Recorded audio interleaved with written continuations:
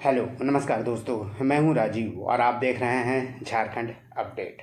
दोस्तों चलिए शुरू करते हैं आज के इस सेशन को। और आज का यह सेशन 29 अगस्त का सेशन है।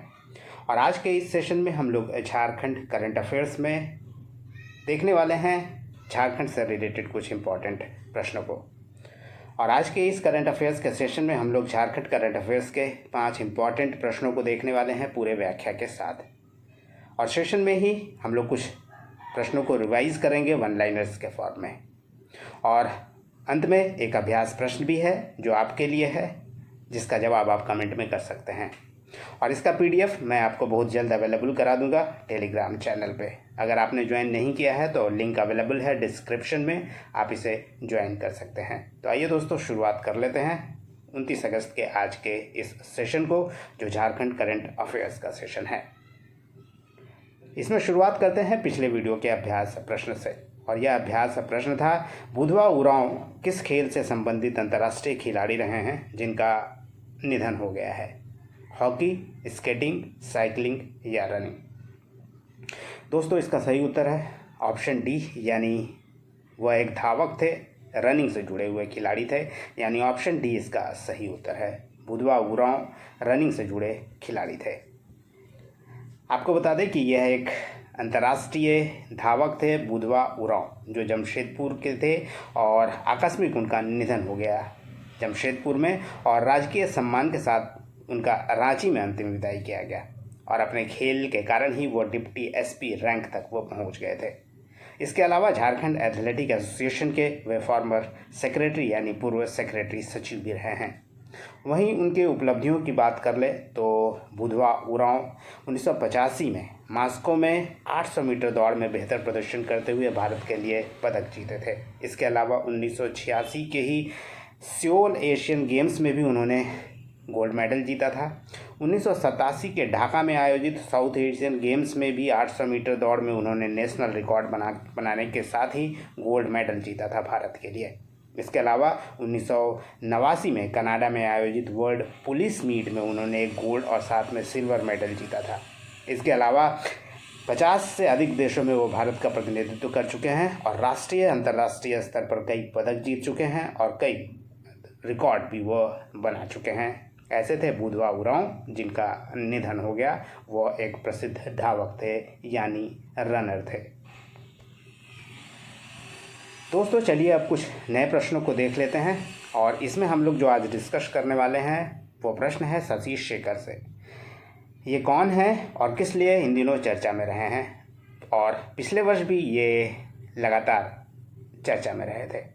इसके अलावा जेएमएम के कौन कौन से नेता इन दिनों बीजेपी में शामिल हो रहे हैं, या कौन नेता शामिल हुए हैं हाल में, उसके बारे में भी जानेंगे। इसके अलावा ठनका यानी आकाशीय बिजली यानी लाइटनिंग के खतरों को लेकर देश के कितने राज्यों को सबसे संवेदनशील घोषित किया गया है, यानी चिन्हित किया गया है, जिसमें झारखंड भी शामिल है? तो ऐसे कितने राज्य हैं देश के जो लाइटनिंग के कारण संवेदनशील बताए गए हैं? झारखंड में मानव तस्करी की समस्या काफ़ी ज़्यादा है। इससे निजात पाने के लिए झारखंड में किस राज्य के मॉडल पर एक कानून बनाने की तैयारी सरकार कर रही है? इस प्रश्न को भी देखेंगे। और झारखंड से राज्यसभा के लिए मनोनीत होने वाले प्रथम व्यक्ति जिनकी 50वीं जयंती 23 अगस्त 2024 को मनाई गई, वो कौन थे?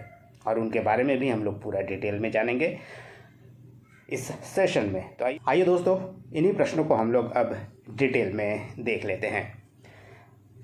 और इसके तहत प्रश्न है शशि शेखर से जुड़ा। और यह प्रश्न है, शशि शेखर किस उपलब्धि के लिए अगस्त 2024 में चर्चा में रहे हैं? ऑप्शन ए, विश्व की सबसे ऊंची चोटी माउंट एवरेस्ट पर तिरंगा फहराया। विश्व की सबसे ऊंची चोटी माउंट एवरेस्ट के बालकोनी पर उन्होंने तिरंगा फहराया। यूएसए की सबसे ऊंची चोटी माउंट डेनाली, जिसे माउंट मैकनले भी कहते हैं, उस पर तिरंगा फहराया। अथवा यूरोप की सबसे ऊंची चोटी माउंट एल्ब्रुस पर उन्होंने तिरंगा फहराया। दोस्तों बता दें कि शशि शेखर एक पर्वतारोही है जिन्होंने हाल ही में यूरोप की सबसे ऊंची चोटी माउंट एल्ब्रुस पर फतह किया है और भारतीय तिरंगा लहराया है। यानी ऑप्शन डी इसका सही उत्तर है। आपको बता दें कि झारखंड के पर्वतारोही हैं शशि शेखर। इन्होंने 17 अगस्त 2024 को यूरोप की सबसे ऊंची चोटी पर तिरंगा फहराया है। और यूरोप की सबसे इस ऊंची चोटी, जिसका नाम माउंट एल्ब्रूस है, इसकी ऊंचाई 5642 मीटर है, यानी लगभग 3000 मीटर माउंट एवरेस्ट से कम। वहीं आजसू के विधायक डॉक्टर लंबोदर महतो के पुत्र हैं शशि शेखर, जो एक पर्वतारोही हैं झारखंड के। आपको बता दें कि 13 अगस्त को रांची से शशि ने अपने अभियान की शुरुआत की थी एडवेंचर कंपनी लंबाडा एडवेंचर के साथ। नेक्स्ट प्रश्न है, झारखंड मुक्ति मोर्चा के कौन से नेता बीजेपी में शामिल हो गए? Option A Champai Soren, option B Sita Soren, option D C Gita Soren अथवा ऑप्शन डी उपरोक्त सभी। दोस्तों, इसमें सही उत्तर ऑप्शन डी है, उपरोक्त सभी, यानी चंपई सोरेन, सीता सोरेन और गीता सोरेन, गीता कोड़ा, ये तीनों ही अब बीजेपी में शामिल हो गए हैं। और चंपई सोरेन 30 अगस्त को शामिल हो रहे हैं, उनका निर्णय हो गया है और जेएमएम की प्राथमिक सदस्यता से चंपई सोरेन ने इस्तीफा दे दिया है, यानी उपरोक्त सभी इसका सही उत्तर है। आइए इसके बारे में भी आपको थोड़ा डिटेल में बताते हैं। दोस्तों, आपको बता दें कि चंपई सोरेन इन दिनों काफ़ी चर्चा में है, कोल्हान टाइगर के नाम से जाने जाते हैं और ये बीजेपी में शामिल होने का निर्णय ले चुके हैं और 30 अगस्त को वो बीजेपी में शामिल होंगे और जेएमएम के प्राथमिक सदस्यता से उन्होंने इस्तीफा दे दिया है। आपको बता दें कि बिहार झारखंड बंटवारे यानी झारखंड आंदोलन से वे लंबे समय तक जुड़े रहे हैं। शिबू सोरेन के साथ उन्होंने झारखंड आंदोलन में अहम भूमिका भी निभाई है और जेएमएम से शुरू से वो जुड़े रहे हैं। लोकसभा चुनाव के ठीक पहले सोरेन परिवार के ही बहू सीता सोरेन भी बीजेपी में शामिल हो गई थी और दुमका से लोकसभा चुनाव भी वो लड़ी थी, परंतु हार गई। इसके अलावा पूर्व मुख्यमंत्री मधु कोड़ा की पत्नी गीता कोड़ा भी भारतीय जनता पार्टी में शामिल हो चुकी है कुछ दिनों पहले। इसके अलावा बता दें कि चंपई सोरेन झारखंड के 12वें मुख्यमंत्री भी रहे हैं। जब हेमंत सोरेन कुछ दिनों के लिए जेल में थे तो उस दौरान तत्कालीन मुख्यमंत्री हेमंत सोरेन ने रिस्पॉन्सिबिलिटी चंपई सोरेन को ही दिया था और उन्हें ही झारखंड का मुख्यमंत्री बनाया था। वे 5 महीने तक मुख्यमंत्री रहे थे झारखंड के। हाल ही में चंपई सोरेन ने जेएमएम के प्राथमिक सदस्यता और सभी पदों से इस्तीफा भी दे दिया है। इसके अलावा वर्तमान में वह चंपई सोरेन जल संसाधन विभाग, उच्च एवं तकनीकी शिक्षा विभाग के मंत्री भी थे। नेक्स्ट प्रश्न है, ठनका आकाशीय बिजली यानी जिसे लाइटनिंग कहते हैं के खतरों को लेकर देश के कितने राज्यों को सबसे अधिक संवेदनशील मार्क किया गया है यानी चिन्हित किया गया है, जिसमें झारखंड को भी शामिल किया गया है। यानी ऐसे कितने राज्य हैं देश के जो संवेदनशील हैं लाइटनिंग के मामले में? Option A 2, option B 4, option C 5 अथवा ऑप्शन डी 6। दोस्तों, 6 ऐसे राज्य हैं पूरे देश में जो आकाशीय बिजली यानी ठनका के मामले में काफ़ी संवेदनशील हैं और इन 6 राज्यों को चिन्हित किया गया है भारत में, यानी ऑप्शन डी इसका सही उत्तर है। आपको बता दें कि आईएमडी यानी मेट्रोलॉजिकल डिपार्टमेंट ने थंडरिंग और लाइटनिंग के खतरों को लेकर देश के जिन 6 राज्यों को संवेदनशील घोषित किया है या चिन्हित किया है उसमें झारखंड भी है और ऐसे 6 राज्य हैं जो संवेदनशील हैं लाइटनिंग के मामले में। वहीं आपको बता दें कि झारखंड में ठनका आकाशीय बिजली की चपेट में आने से पिछले 10 साल में करीब 2,500 लोगों की मृत्यु भी हो गई है और फिलहाल हर साल 300 से 350 लोगों की मृत्यु भी थंडरिंग और लाइटनिंग के कारण यानी ठनका के कारण हो रही है और ये आंकड़ा हाल ही में जारी किया गया है इंडियन मेट्रोलॉजिकल डिपार्टमेंट के द्वारा यानी मौसम विभाग के द्वारा। वहीं 2024 में अब तक करीब 200 लोगों की झारखंड में मौत हो गई है ठनका से और 2023 में कुल 334 लोगों की मौत हो गई थी झारखंड में ठनका के कारण। इसके अलावा इस संबंध में दोस्तों आपको बता दें कि सिमडेगा में हाल ही में 3 खिलाड़ियों की भी मौत हो गई है जो हॉकी के खिलाड़ी थे। 14 अगस्त 2024 की ये घटना है जब सिमडेगा के ज़िले के 3 हॉकी खिलाड़ियों की मौत ठनका से हो गई थी। आपको बता दें कि आसमानी बिजली को झारखंड सरकार ने विशिष्ट आपदा यानी स्पेसिफिक डिजास्टर घोषित कर रखा है। वहीं ठनका यानी लाइटनिंग के मामले में कंपनसेशन का भी झारखंड सरकार का प्रावधान है। कंपनसेशन देती है झारखंड सरकार, ऐसा प्रोविज़न है। ये क्या है, आइए इसे भी देख लेते हैं। आपको बता दें कि राज्य सरकार वज्रपात से मौत होने पर 4 लाख रुपए की मुआवजा देती है। इसके अलावा घायलों को 2 लाख रुपए मुआवजा के तौर पर देती है। वहीं अगर घर को कोई नुकसान होता है तो 2,100 रुपये से लेकर 95,100 रुपये तक कंपनसेशन देने का प्रोविज़न है झारखंड सरकार के द्वारा। वहीं मवेशियों के मौत के मामले में भी कंपनसेशन झारखंड सरकार देती है और ऐसे मामले में 3,000 रुपये से 30,000 रुपये तक का मुआवजा झारखंड सरकार मवेशियों के मौत पर दिया करती है। नेक्स्ट प्रश्न है, झारखंड में मानव तस्करी की समस्या से निजात पाने के लिए झारखंड में किस राज्य के मॉडल के तर्ज पर कानून बनाने की तैयारी शुरू की गई है? बिहार, तमिलनाडु, हरियाणा या उड़ीसा? दोस्तों, इसका सही उत्तर है ऑप्शन बी। तमिलनाडु के तर्ज पे मानव तस्करी को रोकने के लिए कानून बना रही है झारखंड सरकार, यानी तमिलनाडु के तर्ज पर ही कानून बनाया जा रहा है झारखंड में, ताकि मानव तस्करी को रोका जा सके। आपको बता दें कि ह्यूमन ट्रैफिकिंग के समस्या से निजात पाने के लिए झारखंड सरकार तमिलनाडु मॉडल को अपनाने जा रही है। Tamil Nadu manual works regulation of employment and conditions of works act 1982 की तर्ज पर कानून बनाने की तैयारी शुरू कर ली है। प्रवासी श्रमिक यानी माइग्रेंट लेबर्स संबंधी बोर्ड का भी गठन किया जाएगा कि जो प्रवासी श्रमिक है उनकी भी रिकॉर्ड रखा जा सके, उनका भी रिकॉर्ड रखा जा सके ताकि मानव तस्करी से उन्हें बचाया जा सके। इसके अलावा आपको बता दें कि झारखंड में मानव तस्करी के शिकार होने वाली बच्चियों में 90% आदिवासी और 10% दलित समुदाय की होती हैं। ऐसा एक शोध में टीआरआई द्वारा बताया गया था। बता दें कि ह्यूमन ट्रैफिकिंग से संबंधित यह जानकारी टीआरआई यानी डॉक्टर रामदयाल मुंडा जनजातीय कल्याण शोध संस्थान द्वारा कराया गया था और यह शोध करवाया गया था मानव तस्करी पर काम करने वाली संस्था भारतीय किसान संघ द्वारा। आपको बता दें कि भारतीय किसान संघ का अब नाम बदल दिया गया है और बाल कल्याण संघ इसे कर दिया गया है।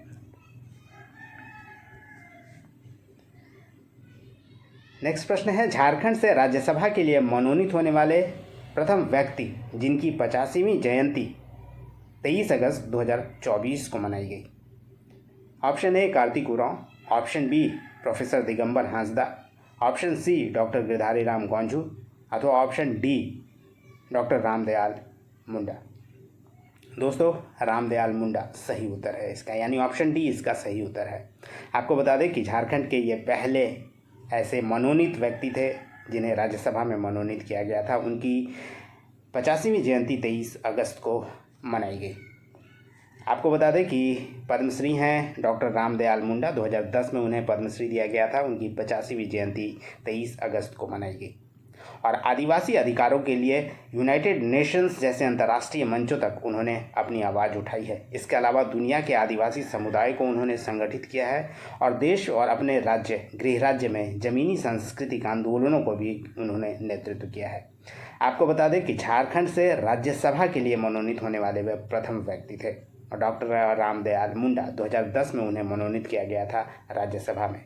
इसके अलावा उन्हें सांस्कृतिक योगदान के लिए पद्मश्री से भी 2010 में सम्मानित किया गया था। आपको बता दें कि 22 मार्च 2010 से 30 सितंबर 2011 तक वह राज्यसभा के सदस्य रहे थे और 30 सितंबर 2011 को कैंसर से उनकी मृत्यु हो गई थी। इसके अलावा वो प्रसिद्ध शिक्षाविद रहे थे और इसके अलावा सांस्कृतिक आंदोलन में भी उनका योगदान रहा है। आपको बता दें कि रांची यूनिवर्सिटी के भूतपूर्व वो वीसी रहे हैं, यानी कुलपति रहे हैं। इसके अलावा जनजातीय और क्षेत्रीय भाषा विभाग के वे प्रथम अध्यक्ष भी रहे हैं। डॉक्टर रामदयाल मुंडा की जो प्रसिद्ध रचनाएं हैं, जो लगातार कई बार एग्ज़ाम में भी पूछा गया है झारखंड में, ये 2 पुस्तकें हैं, आदि धर्म और मुंडारी कोठारी। इसके अलावा संगीत नाटक अकादमी सम्मान से भी उन्हें 2007 में सम्मानित किया गया था और पद्मश्री से, जैसा कि मैंने बताया, 2010 में उन्हें पद्मश्री से भी सम्मानित किया गया था सांस्कृतिक योगदान के लिए। दोस्तों चलिए अब कुछ वन लाइनर्स के फॉर्म में रिवीजन की बारी है और देख लेते हैं कुछ प्रश्नों को। झारखंड के अंतर्राष्ट्रीय स्तर के खिलाड़ी रणधीर सिंह, जिनका निधन 8 मार्च 2023 को हो गया था, वह किस खेल से संबंधित रहे हैं? दोस्तों वो प्रसिद्ध क्रिकेटर रहे हैं, इंटरनेशनल क्रिकेटर रहे हैं, वनडे इंटरनेशनल भी उन्होंने खेला है। नेशनल क्लीन एयर प्रोग्राम के अनुसार Jharkhand state pollution control board द्वारा कितने शहरों के लिए क्लीन एयर एक्शन प्लान तैयार किया गया है और इन्हें लागू किया जा रहा है? दोस्तों ऐसे 3 शहर हैं झारखंड के, रांची, जमशेदपुर और धनबाद। झारखंड सरकार ने किस जिले में गौ मुक्ति धाम का शिलान्यास किया?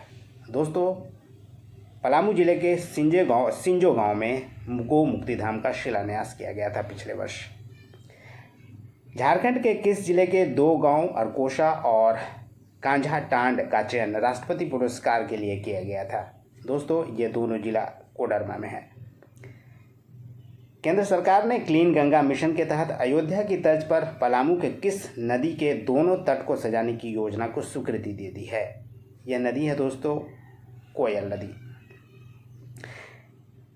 जीएफसी का नया कोच किसे नियुक्त किया गया है? यह है स्कॉट जोसेफ कूपर। एडी बूथराइट की जगह जमशेदपुर फुटबॉल क्लब का नया कोच नियुक्त किया गया है स्कॉट जोसेफ कूपर को। झारखंड के किस जिले के रेलवे स्टेशन से प्रथम वंदे भारत ट्रेन की शुरुआत की गई थी? ये दोस्तों स्टेशन है हटिया से पटना के बीच पहला वंदे भारत झारखंड से शुरू की गई थी। झारखंड के किस जिले के 2 गांव अरकोशा और कांझाटांड का चयन राष्ट्रपति पुरस्कार के लिए किया गया? ये कोडरमा। दोस्तों ये 2 प्रश्न रिपीट हो गया है। खैर देख लेते हैं इस प्रश्न को भी। केंद्र सरकार ने क्लीन गंगा मिशन के तहत अयोध्या की तर्ज पर पलामू के किस नदी के दोनों तट को सजाने की योजना की स्वीकृति दी है? ये दोस्तों कोयल नदी है। झारखंड के किस क्रिकेटर बल्लेबाज को प्रथम श्रेणी में सबसे अधिक रन बनाने का रिकॉर्ड अपने नाम कर लिया है?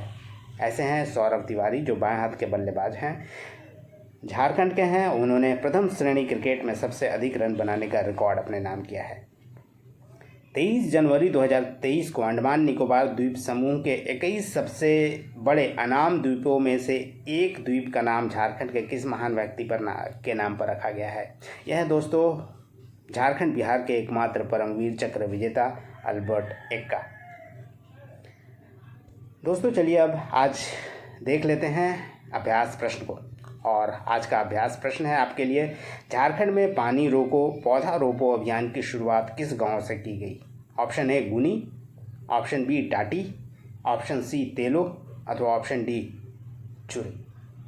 दोस्तों ये था आज का अभ्यास प्रश्न। उम्मीद करता हूँ आप इसका जवाब कमेंट में करेंगे और नेक्स्ट सेशन में इसे हम लोग डिटेल में देखेंगे। ये था दोस्तों आज का सेशन। उम्मीद करता हूँ पसंद आया होगा। धन्यवाद। जुड़े रहिए झारखंड अपडेट के साथ, देखते रहिए झारखंड करंट अफेयर्स और नेशनल इंटरनेशनल करंट अफेयर्स को। धन्यवाद दोस्तों।